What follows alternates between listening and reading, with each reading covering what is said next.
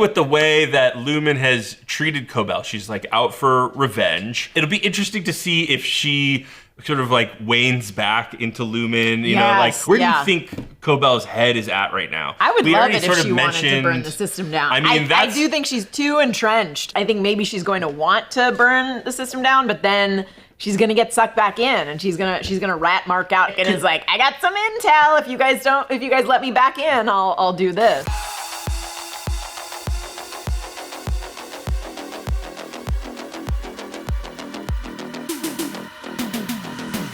Welcome back to the break room. There's no place like home, especially when it's a former Lumon Ether child labor camp.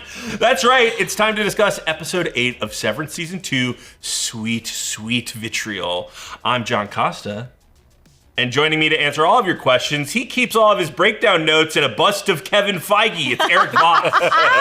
He gave it to me when I had a springtime winter fellowship. And everyone who I was there has now been fired by Marvel Studios. So what does that say? I had to erase that period of time from your memory. Well, flip my toboggan. It's Gina Ippolito.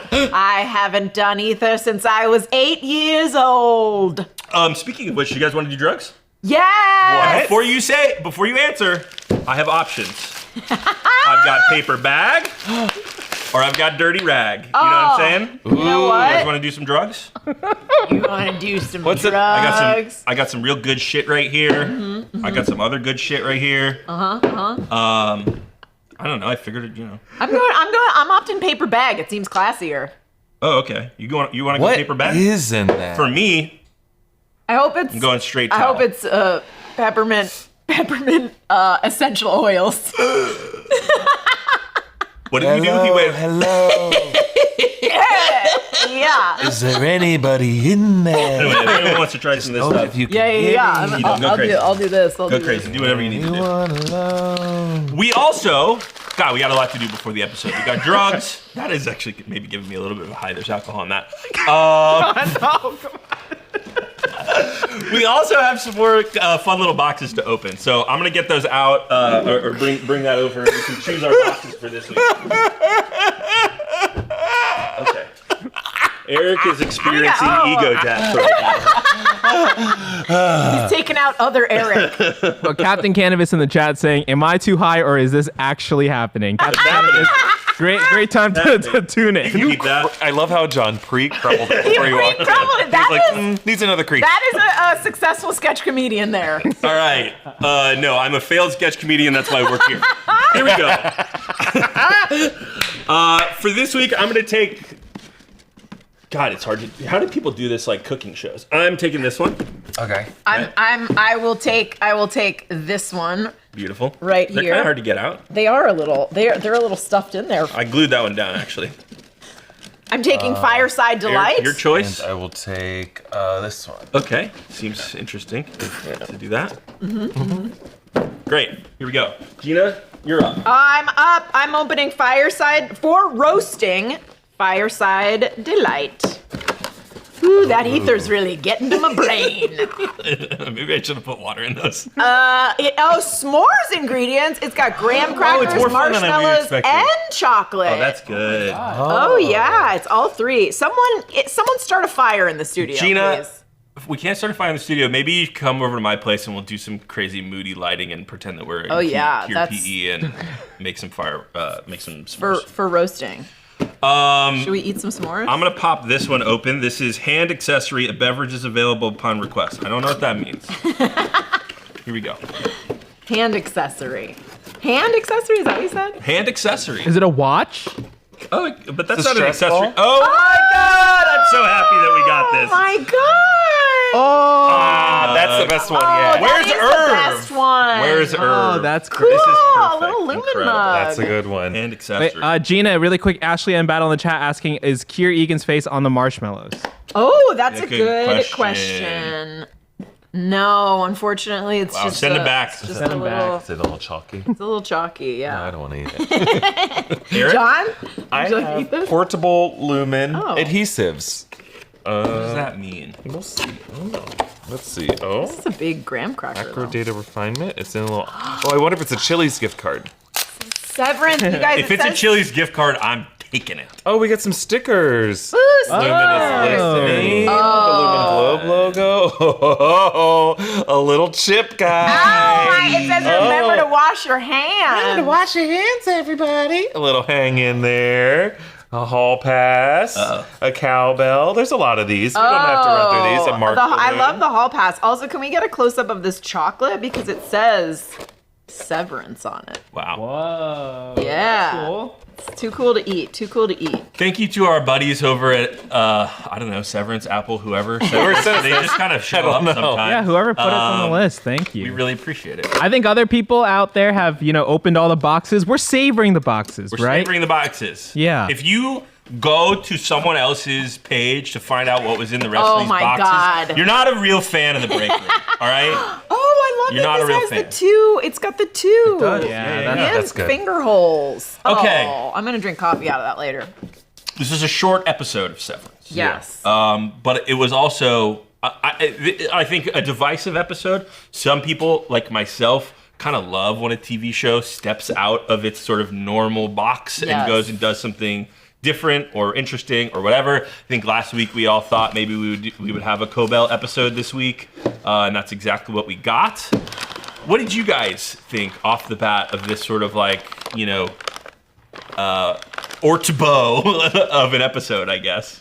All I watch Severance for is to just learn more about this fascinating world and these fascinating characters. So in that regard, another just great episode. I do wish it was a bit longer, but I think it was as long as it needed to be to tell this story. And what we learn about Lumon and about Harmony Cobel in this episode is just fascinating and connects a lot of the dots in just a very, very cool way. So I understand a lot of people watch this show for the vibes.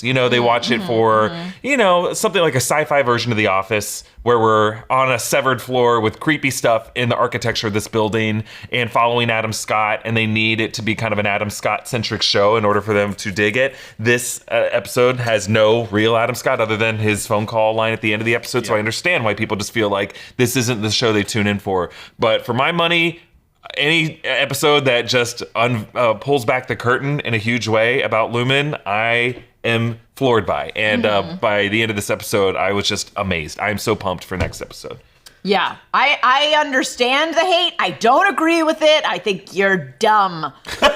I think I called this the Winter's Bone episode of Severance. I think, listen, I get it that it didn't have the bright colors and the weird vibes and like, the very, like the Adam Scottiness of it all. But I think this was a cool ass episode. I think anytime they do a vibe shift on a show for one episode, I think it's cool. I think that I like that. I understand that for some brains it can be jarring. Not this noodle. I loved it.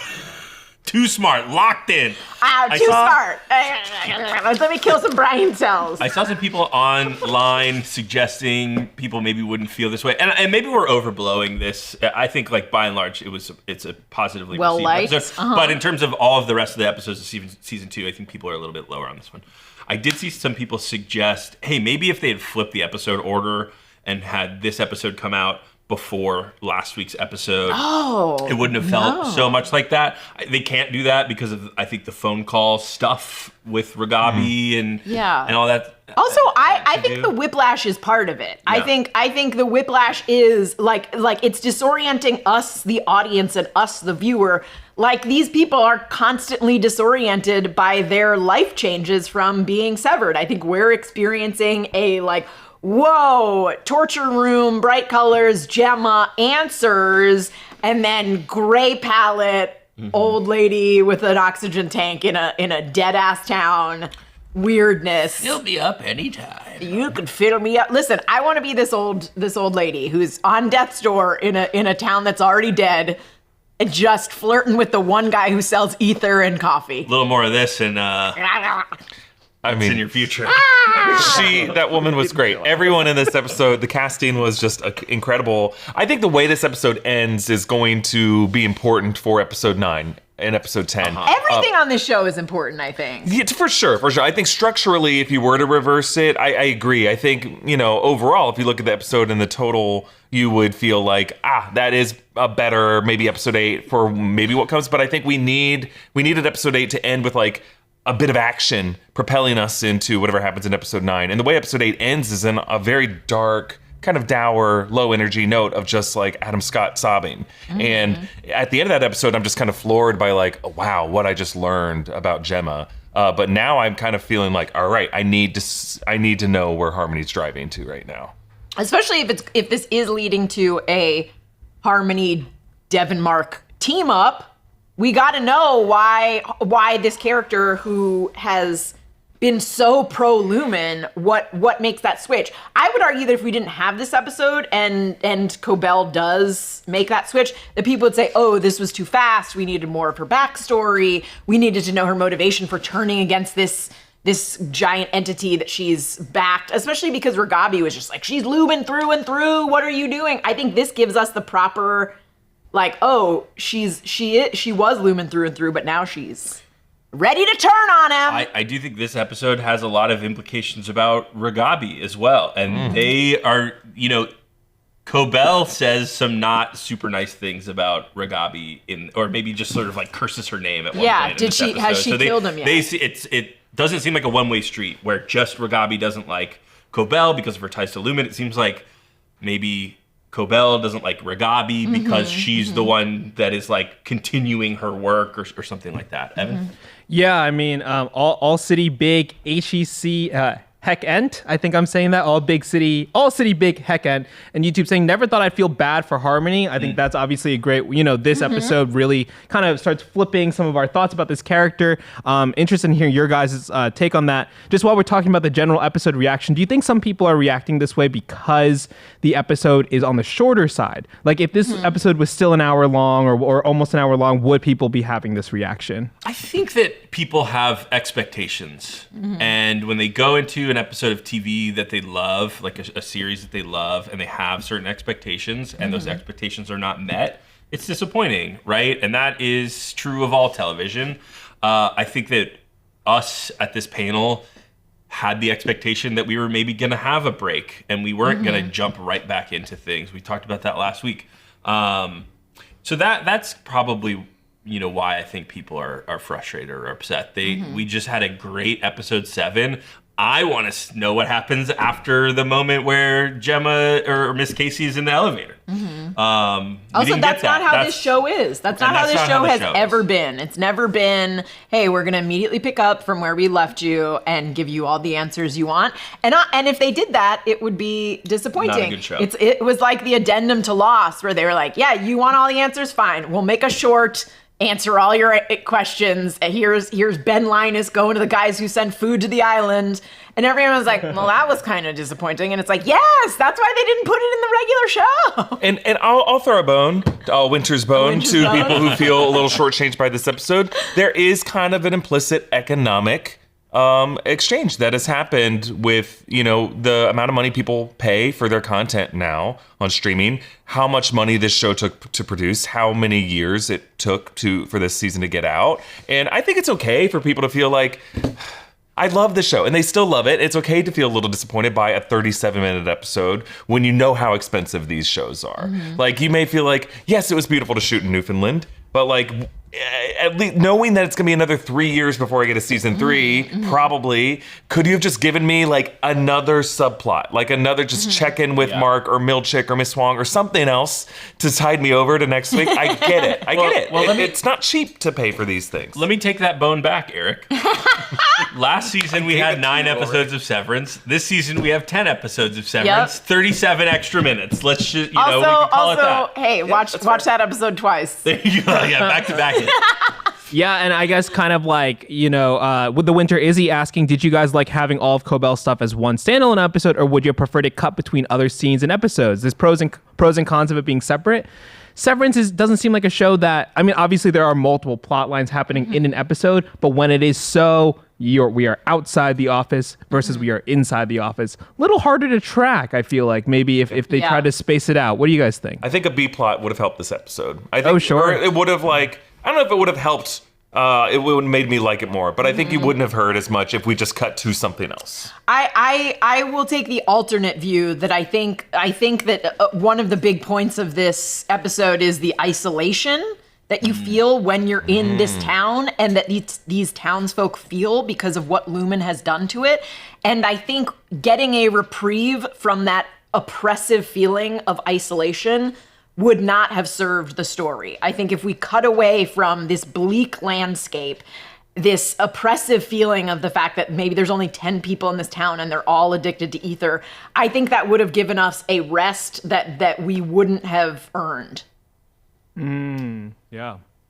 I got nothing more. I agree with Gina. I didn't need more out of this episode. I think a B plot would have detracted from some of the storytelling. And, some people in the comments saying, like, I never thought that I would empathize with Cobel. I think if you're cutting back and forth between two different things, it doesn't quite land as heavy, maybe. I think it just depends on what you're cutting back to. If it's still thematically resonant with what Cobel is going through, that's what good television is. I mean, how many episodes of Lost do we have where we cut back to a character at two different points of their lives, or we cut back, not to say we needed to see flashbacks with young Harmony, but there could have been someone else who's going through a similar kind of like feeling of being shortchanged. Like a Milchick B-plot would be pretty interesting here as the person who's been kind of thrust into being her successor and feeling imposter syndrome. I think his relationship and seeing the way we could have seen some story with him. I don't know. I'm kind of pitching like a non-existent story, so it's easier to say that non-existent story is something you wouldn't want compared to what we have. And I'm saying that as someone who liked this episode. It's an A episode for me,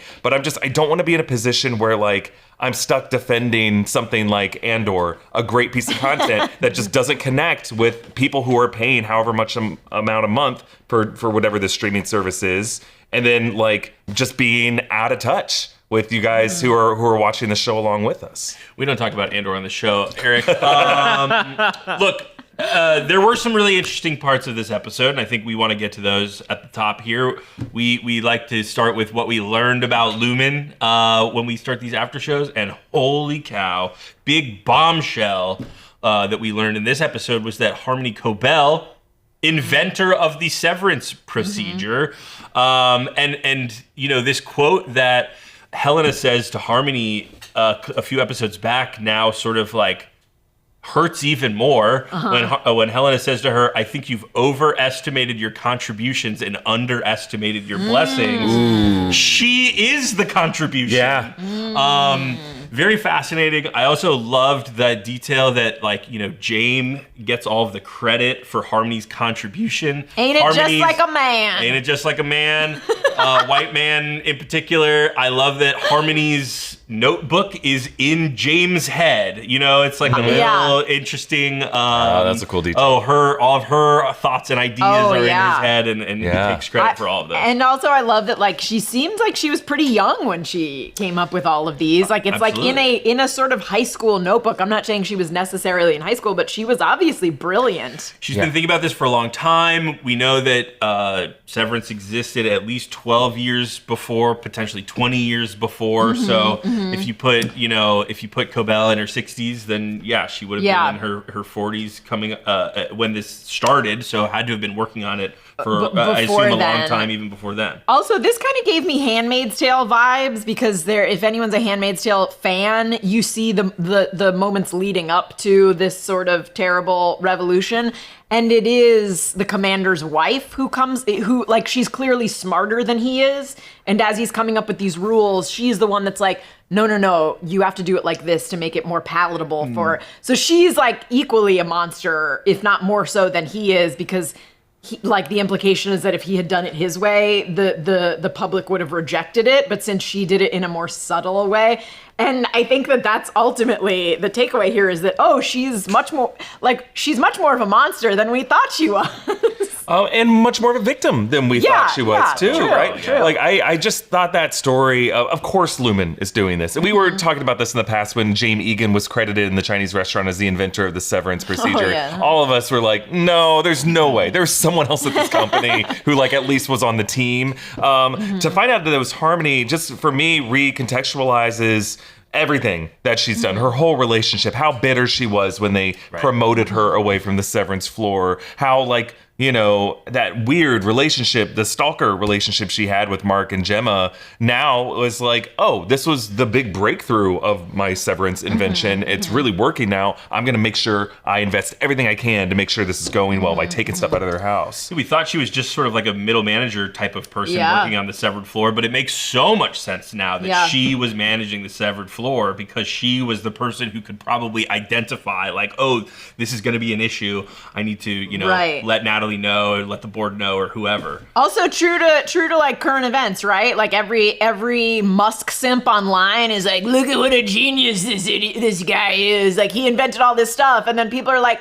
he didn't invent all this stuff. He was given a large sum of money and sort of hired people to invent this stuff. He did not invent anything. So, and he sued Tesla, and after the settlement of the lawsuit, he got listed as a co-founder on everything Tesla did. Yeah, it's he not just like used his he's PayPal money to buy it. Like Jay Megan isn't some genius. He took someone else's invention and just marketed it. That was what he did. Look, you could apply this argument to Steve Jobs, and obviously Steve Jobs was extremely important to Apple over its history because you needed a salesman to communicate to the broader public and to set the firm leadership of like designing products that suit the public's needs rather than just like hobbyists' needs. Right. And that was extremely important to the computing industry, so I don't want to downplay that. But and Steve Jobs, I would say, was very good about crediting his team, on stage in front of the media. Not everyone has done that. And there's going to be a lot of Elon bros who are like, look, I found this one tweet where he said, good job, SpaceX team. But like he also sued the company to make sure he was listed as a co-founder of a company that he was not the founder of. You can mail all those complaints to Evan's home address. Did you want to give it to him? They've got it already. They've got it. They've got it. We also, the way that Lumon has treated Harmony, she is... Evan, could you give me a little taste? What is happening? I was trying to get back on with the teleprompter. Oh, the prompter. Oh, got it. It made it seem a little too I thought natural, he was like setting up a little treat from Evan or something. Evan, you got that, dude. Give me a little taste. Give me a little taste of that. Brian's on the switchboard today. Evan, top him off. Top him off, Evan. Newscaster and they were reading the news and they're like, hey, give me a little taste. The booth, Give me a little taste. Top him off. Why would you say it that way? John's trying to get the train back on the tracks. Everyone. I was. Do you want me to say some mean stuff about Elon Musk? Because I'm happy to do that. I think we're covered. Just Evan, if you give John a taste, you have to give the whole class. That's right. Yeah, a taste of whatever you give John. Yeah, please enjoy taste. So bring your Rice Krispie Krispie treat squares for everyone, please. Hey, but clearly with the way that Lumon has treated Cobel, she's like out for revenge, right? It'll be interesting to see if she sort of like wanes back into Lumon, you know, like cultists, cult members can sort of like, I don't know if she's fully broken there. Is she seeking credit for this type of thing, or is she just like enraged and wants to burn the system down? Where do you think Cobel's head is at right now? I would love it if she wanted to burn the system down. I mean, I do think she's too entrenched. I think maybe she's going to want to burn the system down, but then she's gonna get sucked back in, and she's gonna rat Mark out. I would love it if we saw like an episode of her teaming up with Devin and Mark, and her being like, here's what Ragabi did wrong, let's sort of fix it. And then once that happens, she fucking goes to Milchick and is like, I got some intel. If you guys let me back in, I'll do this. I mean, because she does ask Devin point blank, is Mark dead yet? Yeah. So she's clearly mistrusting of Ragabi and Ragabi's ability to reintegrate people. I think she's going to be kind of a Ben Linus figure. Ben Linus was introduced as like a villain, but kind of middle management, but then the leader of the others, and he found out that he was brought into the Dharma Initiative as a young kid, and then worked out a deal with the others to wipe out the rest of the Dharma Initiative and took over their homes. And I feel like that didn't make Ben Linus an ally to the survivors of 815. Right. That just made him kind of on his own path. So I think right now we're feeling some hope for her that she's going to be like a revolutionary who helps Mark and Devin and all of them bring down Lumon. I think by the end of this season, Lumon's still going to be very much in power still. Yeah. Well, because we've seen some characters sort of start moving in that direction. Irving, Milchick, but we've also seen examples of maybe this is too strong of a word, but of Cobel's cowardice. We saw she started to drive towards Salt Neck in a previous episode and turned around. So clearly this was something that was like on her mind. She wanted to go get this notebook, but at a certain point decided that was maybe too much, or she was afraid that Lumon was going to be watching. She said to, I can't remember the character's name, starts with an H. We just met him in this episode. Hampton. Oh. She said to Hampton, like, I need you to drive me to Sissy's because if they're watching the house, they'll recognize my car. Right. So clearly she's still concerned. She also did say a couple things that were still very much Lumon. Like when she says we were coworkers and he says we were child laborers, and she's like, so she's still drinking the Kool-Aid. Just she's also drinking some coffee on the side. So speaking of things that are worth drinking, Great segue. Magic Mind, baby. I'm gonna take a drink of this Cracked now it. because there's too much ether in my body. Okay. Look, Magic Mind. This was exciting. Zach and Berg, who are our brands folks, you know them, you love them. Brought in a big pallet of Magic Mind, and then everyone sort of like took a bunch of it home, and myself included. This stuff has been very helpful. I have Magic Mind days and no Magic Mind days, and the difference is really noticeable. Normally I take one in the morning. Today was just a little hectic, but so I'm doing a little midday one. But it does make a noticeable difference in my clarity. I'm less foggy. It's easier for me to stay in that like worky zone a little bit longer. I could just kind of plug in. Plus, I'll be honest, a lot of the times these things don't taste very good, but Magic Mind tastes great. And by Long these pause. things, we're not saying anything that you've seen on the show. Just like out there in the world, Yes, out there in the world, I should say. Sometimes they like burn your esophagus throat so much that you have to go take a minute. But not with this. To get started with Magic Mind for yourself, go to magicmind.com/breakroom and use code breakroom20 to get 48% off your first subscription for the next 10 days, or 20% off for a one-time purchase. That's it. That's the whole thing. I read the script, but I didn't read this part of the script before we started working. Get some Magic Mind. Truly, it tastes quite nice. Okay, Evan. Wanted to ask you guys what you thought about like Cobel inventing Severance. Obviously, we get this, reference between her and the man that she's working with this episode about like how they were, child laborers effectively, getting high on ether at 8 years old. Mm-hmm. Is this the impetus to create Severance to forget these horrors that they went through? Is this was this created in like kind of a rebellious act, even though obviously she had been been gifted so much from Lumon with this scholarship and things like that? I love that idea. I think that it's possible that her childhood and her upbringing made her a good candidate to be able to create this procedure. Mm-hmm. But I do think that Lumon was always sort of on a path like this and maybe tasked her to do something like this. And that's why James is taking credit and all this kind of stuff. I do like the idea though that she had a crappy job and she was like, wouldn't it be great if Snip, snip. Listen, if you ever were 17 years old working at the American Eagle in Rockaway, New Jersey, and you're like, God, I wish I could just go to high school and have fun and stop thinking about American Eagle in Rockaway, New Jersey, I would have invented the Severance procedure too. That's how we recruit for new rock stars, by the way. So all of us have worked at that Rockaway American Eagle. Yeah, it was really a training ground. It's our groundlings. I think it's a totally valid way to look at this. Is like these 10-hour work shifts that these child laborers went through. Like that, I think. Was so horrifying for these kids that, if you could just say that you aren't thinking about, I think it was to keep these kids from whining, really, or from snitching. My fingers hurt. Like, all employees, if you could just say, like, hey, you're going to start your day going to something, you're not going to know how you spent 10 hours of that day. You're going to come back pretty tired and a little high.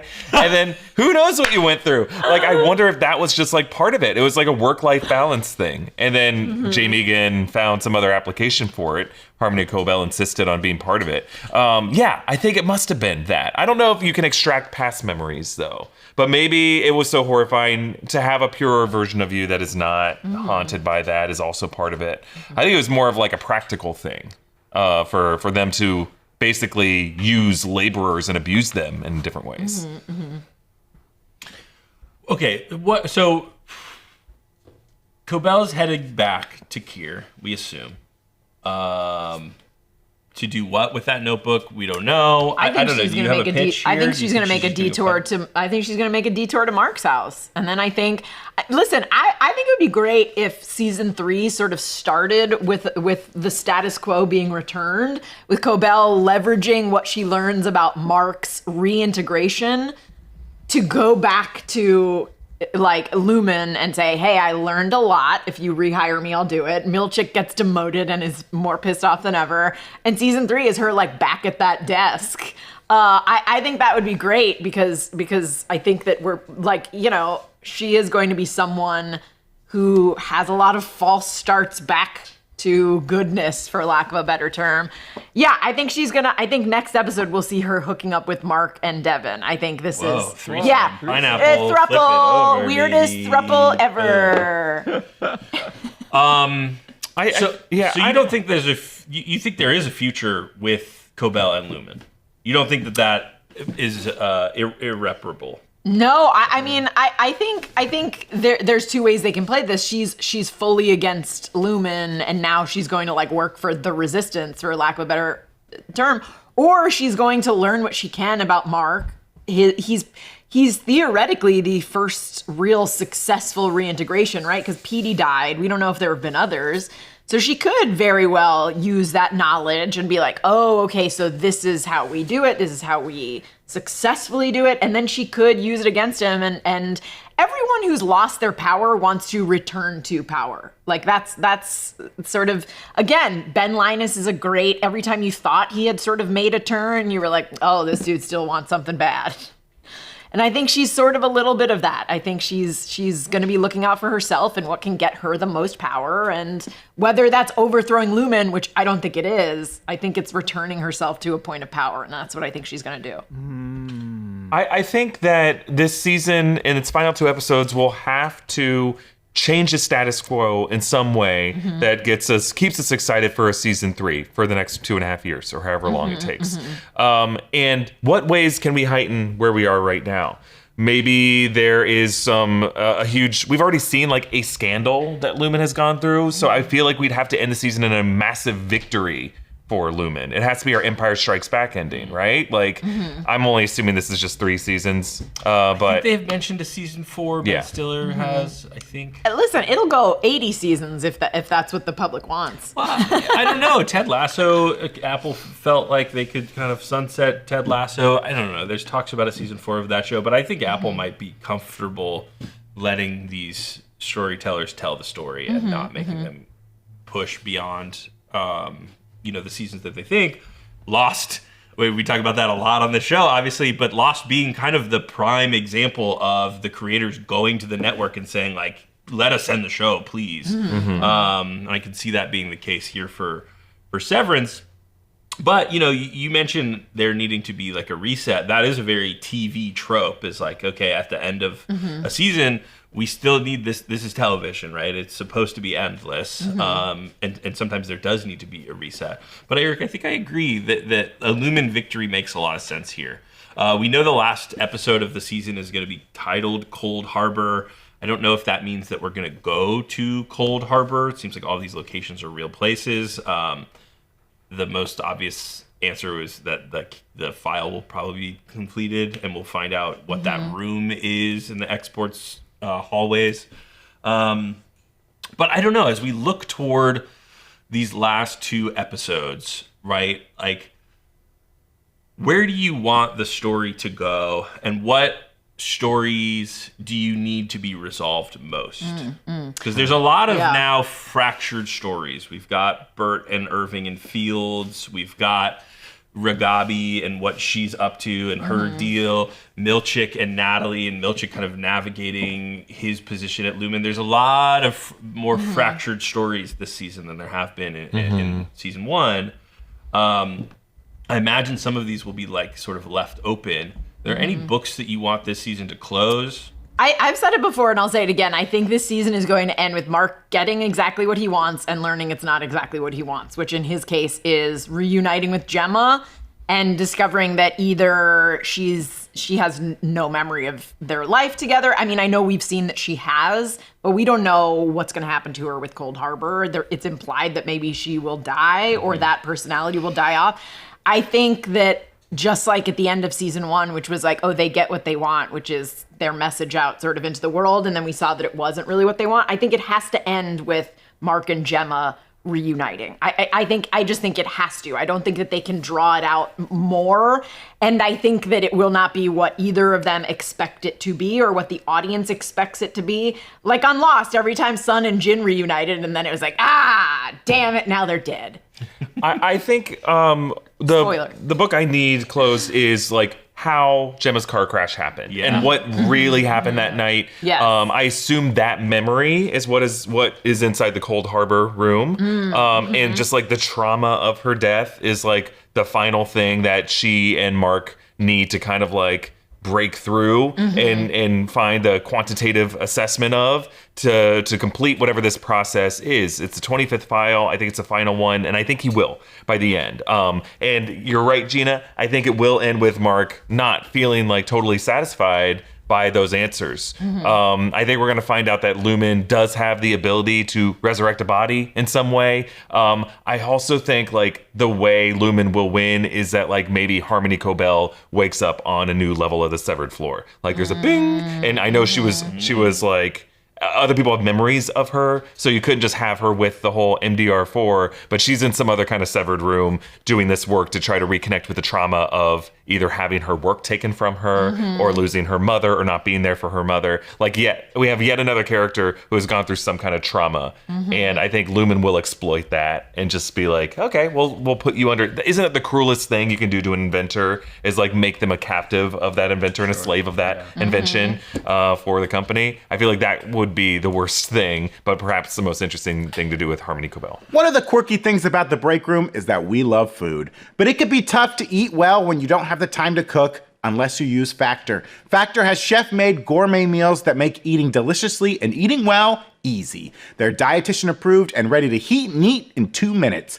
Factor can help you feel your best all day long with wholesome smoothies, breakfasts, grab-and-go snacks, and more add-ons. Factor arrives fresh and fully prepared, perfect for any active, busy lifestyle. With 40 options across 8 dietary preferences on the menu each week, it's easy to pick meals tailored to your goals. Choose from preferences like Calorie Smart, Protein Plus, or Keto. For instance, if you're trying to lose weight, you can lose up to 8 pounds in 8 weeks with Factor Keto meals. I had the veggie tomato risotto a few nights ago, and it was really good. Molto bene. Just the perfect level of tomatoey bite with the risotto to sponge it up. It was so good, and it was ready in 2 minutes. That's impulse speed. You have the impulse to eat, you got the speed to eat. Eat smart with Factor. Get started at factormeals.com/factorpodcast and use code factorpodcast to get 50% off your first box plus free shipping. That's code FACTORPODCAST at factormeals.com/factorpodcast to get 50% off plus free shipping on your first box. Tell them I sent you. This video is sponsored by Helix Sleep. Helix is running an awesome sale right now, so it's the perfect time to upgrade your mattress. Visit helixsleep.com/breakroom for more information.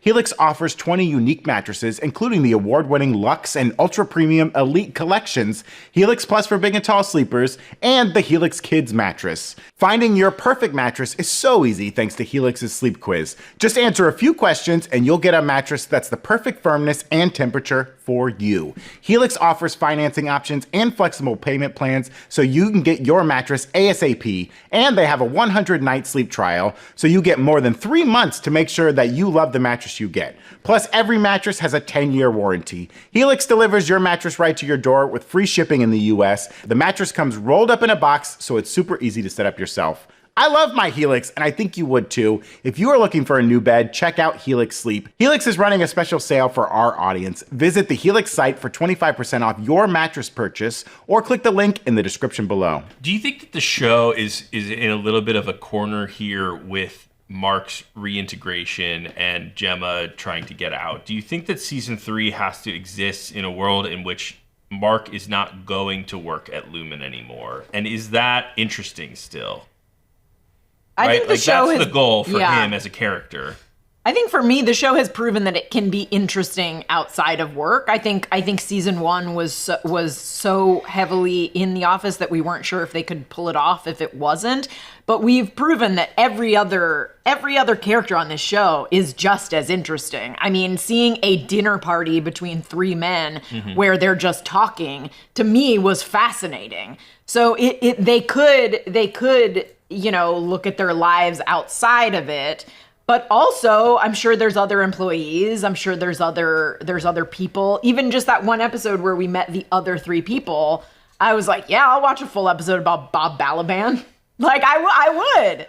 I'm so thankful to both of you for having Bob Balaban's name stuck in your guys' head, because it's such a good character's name, and it escapes me sometimes, but I love it so much. It's his real name. It's not even his character name. Oh, is that true? Yeah, it's the actor's name. I forget the character's name. Bob? Mark W. Mark W. Come on the show. Circling back a little bit to some of the other things that we learned in this episode, right? We learned that both Harmony's hometown seems to be sort of the hometown of, maybe not the hometown, but where Lumon was founded, right? We find out that this is where Keir and Imogen have met, his eventual wife. Oh, do we think that's real, or do we think this is a story that they sort of tell? Definitely could be. We see them sort of doing a meet cute over that of ether. Yeah, no, I think it's real. But I mean, do they tweak it for other towns? Is I guess what I mean. I don't know. Like to me, this very much had like a right in the Scotland chapter of town in Pennsylvania feel. And, like, they need something to keep this town from all just killing itself. So they were like, hey, what if we tell them that this is where these 2 people met? Oh, maybe. I think at that point, they don't care about what people in this town think. They've left it behind. Okay. I mean, just the fact that everything was so old. Yeah. And this was like, a lot of these structures were clearly built before the turn of the century, of the 19th into 20th century. There was that old, like, storefront with a faded paint sign where it was like, you know, this tonic that can cure all things of mankind, like clearly pitching this as a panacea from, like, you know, the late 1900 or the late 19th century. Like, I really do feel like this is meant to be where Keir Egan did meet Imogen and did brew that first ether. Okay. But it doesn't make it any less weird. Like, what kind of coastal Newfoundland island would be like the ideal place to have an ether plant, right? Like, the industries in these towns, fishing, fur trading, whaling, other kinds of shipping, but not like brewing tonics. You know, that's just not, the climate isn't great for it. There's not a large population. It's hard to get to. You have to have shipping ports. You know, if you look at American history, like where Coca-Cola was founded and other pharmaceutical companies were founded, are places that are very centrally located and easily to get to by rail. This does not sound, it sounds like he is Joseph Smith, who's been run out of town from place to place to place, and this was his hometown, so he just ran back there. He's like, okay, I'll bottle it there. Well, and interesting to note, and I know that like everything on the show is intentional, so maybe this won't come as a surprise to people, but it wasn't like they were from Newfoundland and thought it was a cool location to put this specific, you know, mill or whatever you'd like to call it, this warehouse. There was an interview with the location manager for the show, and he was specifically tasked to find a coastal town. So that part of it is somehow important or intentional. And it was actually episode 7 director and show cinematographer Jessica Lee Gagne. Who had like shot an indie movie there and was like, hey, this might be a cool location to go. So she was the impetus for beautiful location. It's just stunning. Yeah. Stunning. And I think it's interesting, this ether being marketed as a cure, and Lumon being a pharmaceutical company, this being their origins, right? Like another sort of element that points us to believing that they're trying to find some sort of immortality cure. Do you think that the invention of Severance changed the path of Lumen. Maybe they were looking for a pharmaceutical option beforehand, but Cobel introduces this idea, and now they're looking for something that is more neurological. I think it was they maybe found their panacea to overcome physiological damage to the body. Like they already have that, but the one thing holding them back is that when someone awoke, they saw whatever was on the other side and started screaming in despair until they just like bashed their head against the floor. So they needed a way to like balance the tempers and to reset the soul a little bit, and that's what Harmony Cobel has provided. So yeah, I think it did like shift the company more into a direction of what we would call mental health and psychological treatments that they weren't on before. I think they were purely just like a physiological health company before that. I got a secret. We're all about getting the best sleep possible here at the Breakroom, which is why we're stoked that Miracle Made is one of today's sponsors. The temperature you sleep at has a huge impact on the quality of your sleep. If you're constantly waking up because you're too hot or too cold, you gotta try Miracle Made sheets. Miracle Made's fabric was inspired by NASA, so it's also thermoregulating. That means you'll sleep at the perfect temperature all night long. Plus, these sheets are crazy comfortable without the high price tag of other luxury brands. Plus, Miracle Made sheets are infused with silver. That prevents bacterial growth. Bacteria can clog your pores, causing breakouts and acne, so sleeping on Miracle Made sheets is good for your skin too. Upgrade your sleep this year. Go to trymiracle.com/breakroom to try Miracle Made sheets today. And whether you're buying them for yourself or as a gift for a loved one, if you order today, you can save over 40%. And if you use our promo code BREAKROOM at checkout, you'll get a free 3-piece towel set and save an extra 20%. Miracle is so confident in their product, it's backed with a 30-day money-back guarantee, so if you aren't 100% satisfied, you'll get a full refund. Upgrade your sleep with Miracle Made. Go to trymiracle.com/breakroom and use the code BREAKROOM to claim your free 3-piece towel set and save over 40%. Again, that's trymiracle.com/breakroom to treat yourself. Thank you, Miracle Made, for sponsoring this episode. We want to take some questions from the fine folks in the chat. Evan, I think you got a couple queued up. Let's hear them. Yeah, people have been asking questions about, Sissy obviously plays a major role in this episode. We're still love to hear your guys' thoughts about like her and maybe her relationship to Lumen and Charlotte Cobel, as well as the man that may or may not be called Hampton. We were not quite sure. Eric and I were talking about this yesterday, but yeah, let's talk about these characters for a second because they play such central parts in this episode. This is a good point because we had previously assumed, or at least maybe I had, that it was Harmony's mother who had been indoctrinating her into Lumen, probably because we see the sort of like Kier Shrine and her mother's tube in sort of the same space. And so, we made that connection, but it was actually her Aunt Sissy, confirmed to be her aunt.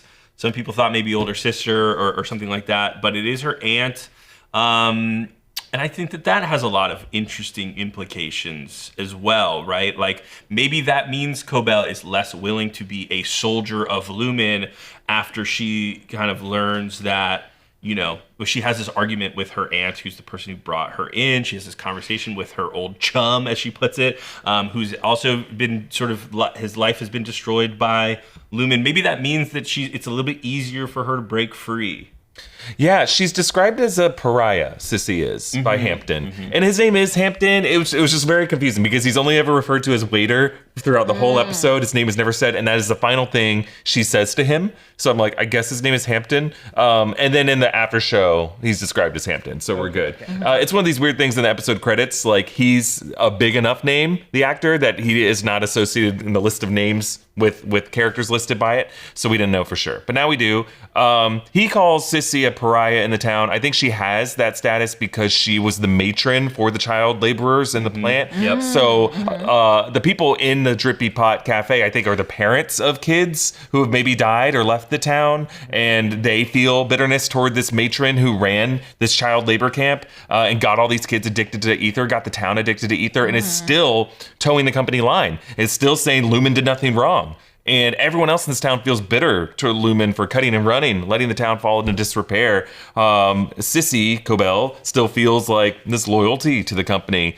And so she is Harmony's aunt, Charlotte's older or younger sister. I'm gonna assume older sister, because while Patricia Arquette has like silver hair on the show, she's in her 50s, or she might now be in her 60s. She was born in 1968, so do the math there. But when she was cast on this show, Patricia Arquette, when she does other roles, does not dye her hair gray. And then they were talking about on the podcast that when they were conceiving her for the role, it was Patricia Arquette's decision to be like, I imagine her with gray hair. And Ben Stiller was like, what, really? So they didn't imagine her to be like an older figure. They imagined her to be like middle management.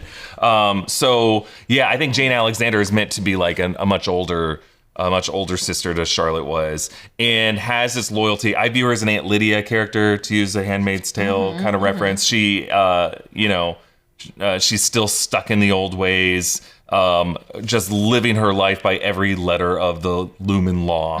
Hoping it will save her. Yeah. In the afterlife. But she views the ether in its drug uses as some kind of sin, like a misuse of something that was meant to be a good thing in the world. And she's like someone who is still part of the, if you watch Dope Sick, that family and that culty, very, very rich family, someone who would defend like the opioid prescriptions that went out as like being useful, and hates the people who got addicted to those painkillers and how it ruined their lives. Also, I want to ask you guys, maybe this isn't so important, but Sissy tells Harmony that it was her mother who took the breathing tube out. Which is wild. Do you believe that? Do you believe that? I mean, I do. I do believe it. It is wild. Especially, it's wild for her to say, like, oh, she's weak. And I don't know if anyone's ever seen anyone on a breathing tube, but that would be insanely hard to do to yourself, to take a breathing tube out. So it doesn't seem to me like an act of cowardice. It seems like an act of, I want to spare my loved ones from having to do this to me. So I find it interesting that Sissy was like, yeah, she was a coward. You're just like her. What a horrible thought that someone took out their own tube. I think it makes sense that it would have been her to take the tube out herself, especially considering, right, like Harmony says, I was at school when this was happening. I mean, I don't know. I don't know, Harmony, in this cult, maybe you don't fly back to see your mother who hates... I don't know if Harmony's mother hated her, but hates the cult that she's living in, right? Maybe you don't fly back. But if it's true that, like, Harmony had no indication that her mother was about to pass, maybe that's why she was still at school. She didn't come back. Because it was like looking like it was the end. Her mother was like, no, I'm done. It also does seem like something that Lumon would do. Like, they'd be like, no, when you're here, you have to like focus on your studies and focus on this. And there's no, I mean, again, not to keep comparing it to Scientology, but they are a cult that, sorry, Scientologists, they're a cult that like makes you break off contact with family members who are not in the Church of Scientology. SPs. Yeah, so like, so I would buy that they sort of like, didn't let her communicate with her mother. I'm sure she probably knew she was sick, but maybe not that sick. And so I understand that she has this resentment built up towards her aunt. Yeah, I bet Sissy didn't tell her until after Charlotte died. That would be my guess. Like, what a horrible because thing to throw in her face in that case. Yeah, absolutely. Horrible. And I think Sissy did it because she was actually proud of her for getting in this fellowship, and she's like, she's going to do great things for Lumon. That work's more important. And then Harmony has that resentment, obviously, for not letting her say goodbye to her mom. Great character detail that she, and also makes her that like earlier thing with her mother where she found the breathing tube and she was like, I think that was creepy. And now when she like lays on the bed and sucks on her tube, I was like, oh, this is now sad. It went from like creepy to like, oh, she loved her mother and didn't get to say a proper goodbye because of this weird cult that she's in. And that was, her sad way of saying goodbye. Evan, any more questions from the chat? I'm imagining so. Some super chats. Thank you, Mo Creepin, and some kind of wonderful saying thanks Cobel will turn. Also asking, who will Mark choose when his memories come together? His innie loves one and his outie loves the other. Gemma or Helly from Mo Creepin. Where do you think Mark will go when we see him again? If he gets a chance to even reunite with any of these people?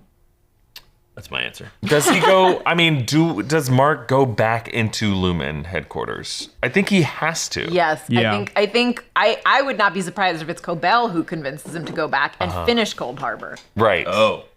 Or if he's forced to, like his friends are threatened I guess Outie Mark doesn't care about Helena Egan that much, but maybe there's some other kind of like Glasgow block overtime contingency. There's something else where you can hijack an Outie's body while they're on the Outie, and then like kind of drag them back in What with was the a bag over third his thing head. that Cobel had said? She mentions the Glasgow block. She mentions the overtime contingency. She just said two things. No, I thought there was a thing. She goes base or circuitry, base code. Maybe that's what it is. Overtime yeah. contingency, Glasgow block, all mine. But I would not be surprised if she does go to his house with Devin, tries to sort of, fix Ragabi's work essentially, and he gets some answers to learn that he needs to finish this file if he has any hope of seeing Gemma again. And so she convinces him, like, you need to go back, you need to sit down, you need to do that work because that's the only thing that will free her, for lack of a better term. Right. And it's just, it doesn't lead to what he wants it to. Yeah, I don't, a path in which Mark and Helly end up together, I don't think seems realistic, right? That is like the we all failed version of this show. And I don't necessarily think that the show is going to have a happy ending by any means, but I don't think that the show is going to end with them all stuck on the severed floor for the rest of their lives. I have another question. Yeah, a super chat from Jack Johnston saying, Sissy said the suffering left her eyes and was almost relieved when she passes. Could this be foreshadowing to Gemma being freed, but not how we think? Oh, you think she's gonna die? Yeah, I think so. Oh, Gemma? I don't think she's making it out. Yeah, I mean, I do not think she is going to come back as Gemma. I think that would be too happy ending. Yeah. Yeah. Christian Unpronounceable, thank you for gifting some subs on Twitch. GPZ Boy, thank you for resubbing. Sarah Hatcher-Join, thank you for gifting a sub to Blake Tay as well. Let's see. Sarah Hatcher-Join was asking if Harmony had been the one to start Mark's reintegration from the start, would Mark be in a different place of reintegration now? Maybe he would have remembered more quickly or been less sick. That's really interesting. What do you guys think about her relationship to reintegration specifically? We touched on a little bit at the start of the show, but I don't think she likes it, right? I think she sees it as stepping on her work personally. But I don't know if she would know how to do it. I think she can recognize maybe internally that, hey, this process is possible, but it would kill you, What do you guys think? I mean, in season 1, she was very closely monitoring Mark and Gemma to see if they recognized each other, right? Like that was a part of season 1 where Cobel was. We're talking about Cobel, right? Yeah. Yeah, like where she was sort of like watching very closely for any, and in hindsight, it does sort of have an inventor testing their invention's limits, right? So I think if we look at her not as this cult member and more as an inventor, I think the idea of reintegration would be fascinating to her. And she kind of would want to test the limits of it and see, just because it's knowledge that is given to her about this thing that she has unleashed on the world. Yeah, testing the limits of it. Yeah. What do you guys think she meant by tell me everything? Like everything, like to get a sense of his health status in this moment? I think she wants to know what he remembers. Yeah, that was my guess, was that, like, she probably knows some PD stuff. If I had to guess, if she's like stalking Mark so heavily, maybe she was also keeping track of PD. Oh, interesting. And probably knows Ragabi has done stuff like this in the past. Her asking, is Mark dead yet? Right? Yeah. Oh, that's true. And she immediately goes to Ragabi when she says she's been reintegrated. Yeah, how does she know knows. Ragabi? Well, I don't know if Ragabi is the only person doing the severance procedure, right? If she, if that's the case, maybe that's how she knows Ragabi. Because Ragabi has said in the past, right? She's the one that severed Mark, right? So she probably knows Ragabi in that regard. I forgot what the question was, and now I should stop talking. Oh, yeah, and Blake Tay and Sarah Jordan both noting that in season 1, Cobel does take PD's chip back in season 1. PD had been reintegrated. So there is something there. At least, like, yeah. Yeah, so that's why I think that she's, the tell me everything is what Ragabi says Mark is on a journey or something like that. She's looking for information about the journey. That's how I feel. Do we think Ragabi is gone for good? I actually thought she would come back. She'll be back. Yeah, I think I she thought just the fact that she was like so anti-Cobel. I bet she dies. Top of the finale. Killing everyone this episode. Yeah. Top of the finale episode, Milchick sent to assassinate her. Why Milchick? Who knows? Shit ass on a motorcycle. They're like, you gotta make it God. right. You gotta, make things right. Milchick, fix all the mistakes. Minky, Kills her with a Minky. paperclip. Yeah. Minky asking, do you think Cobel's heading back to Mark's apartment to make him more shitty cookies? Oh yeah, she's like these ones have lavender. That's what the frosting is for. To cover the bad taste of the cookies. For Gabi Gabi. is she's just 10 steps ahead. Do you think she never learned how to bake cookies because they just have that like wood fire stove? Or like the pleasure of sugar is a sinful one. Right. yeah. She seems like someone who makes cookies out of applesauce, and you're like, yeah, these are just good. as good as ones made Put with. these in the freezer. What for a a diss. rainy day. Man, you look like you make cookies out of applesauce. Oh my God, did you hear what she said? Two theories from Harry Evans in the YouTube chat that I wanted to shout out. Harry Evans? Harry Evans. Wow, I think saying Cobel tried to save her mom from daily torture in the factories, but the early chip or surgery put her into a coma. That's maybe the severance chip she wears around her neck. That could be really interesting if her mom was the first kind of person that she tested severance on. I think there's something there, right? Especially if she is wearing this necklace still. What could that be? This other theory from Harry Evans, as well as Jen the teacher, saying Mark could be the only descendant of Dieter Egan. His mom's name is Fern, as Jen the teacher pointed out. Maybe they're bringing the bloodline back together. So much incest. In shows right now. Can someone explain to me why Fern, like the name being Fern? Fern, I think maybe the nature association with Dieter being a little out So there. Dieter Egan was turned into a plant. Yeah. Spilled his seed and see. turned him into a plant. Yeah. Fun theory. Maybe could possibly be the way it goes. Let's see. And I like this last question here from Moji Woj saying, have they shown people leaving town? Are there outies and then out of townies? Okay, that's it for us today on the Break Room. Thank you so much to Magic Mind for sponsoring today's episode. To get started with Magic Mind for yourself, go to magicmind.com/breakroom and use code BreakRoom20 to get 48% off your first subscription for the next 10 days or 20% off for a one-time purchase. Make sure to subscribe to the Breakroom channel on YouTube and give us a follow on Twitch, where we do these videos live. Sometimes we do them live on YouTube as well. Follow Breakroom NR on Instagram, Blue Sky, and Threads. We'll see you later. Bye. Bye.